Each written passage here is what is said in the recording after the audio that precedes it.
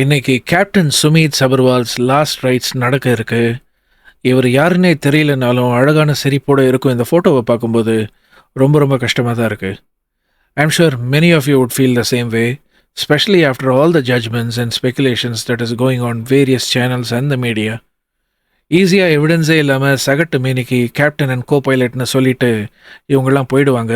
But எவ்வளோ அந்த பைலட்டோட credibility அண்ட் த கன்சர்ன் ஃபேமிலிஸை ட்ராமடைஸ் பண்ணணும்னு நினச்சா கண்டிப்பாக வருத்தமாக தான் இருக்குது.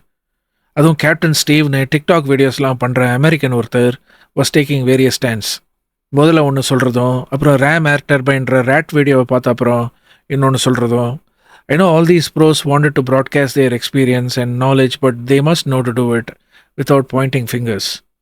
Thankfully, black box சேஃபாக கண்டுபிடிச்சாச்சு. Now let's hope and pray it is not a human error that the American media, Boeing, Tata Group, and of course the political clout would like to portray.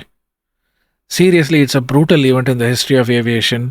Captain சுமித்தோட 85 வயசு முதிய தந்தை இறுதி சடங்குகளை நடத்துவார்னு சொல்லப்படுது. It's heart breaking. ஏன்னா இன்றைக்கி தான் உலகம் ஃபுல்லாக ஃபாதர்ஸ் டேன்னு வேறு கொண்டாடிட்டு இருக்கோம். Heartfelt condolences and rest in peace to all the souls in this unimaginable tragic incident.